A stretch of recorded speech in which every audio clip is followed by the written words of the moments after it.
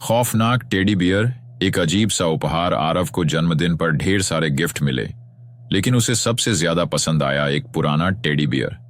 उसके चाचा ने मुस्कुराते हुए कहा, यह बहुत खास है, इसे हमेशा अपने पास रखना। टेडी थोड़ा फटा हुआ था, उसकी एक आंख कांच की थी और दूसरी जैसी किसी ने सिल दी हो, मगर उसे छूते ही आरव को अजीब सा ठंडा एहसास हुआ। रात के 12 बज रहे थे। आरव की आंख अचानक खुली। कमरे में हल्की रोशनी थी और टेडी बिस्तर के कोने में बैठा था। तभी कर्कश आवाज में हल्की हंसी गूंज उठी, ही।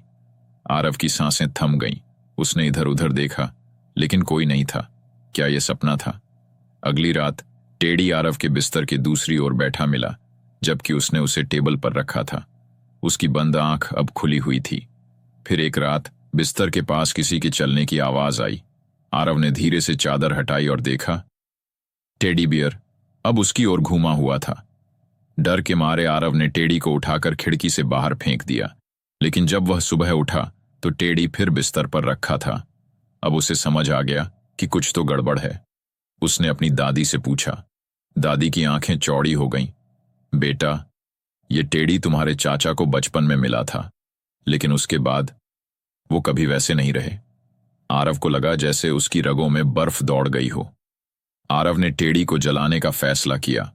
वह उसे लेकर बाहर गया, लकड़ियां रखीं और माचिस जलाई, लेकिन जैसे ही आग लगी, टेडी से भयानक चीख निकली, तुमने बहुत बड़ी गलती कर दी, अब मैं लौटूंगा। आग की लपटें तेज हुईं और फिर टेडी गायब हो गया। सब कुछ सामान्य लग रहा था। आरव ने चैन की सांस ली, लेकिन एक हफ्ते बाद उसकी अलमारी में से वही टेडी बियर गिरा, अब पहले से भी ज्यादा डरावना, और इस बार उसकी दोनों आंखें चमक रही थीं।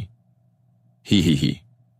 अगर आपको यह कहानी पसंद आई तो इस वीडियो को लाइक और सब्सक्राइब करें ताकि इस कहानी में आगे क्या हुआ ये जान पाए।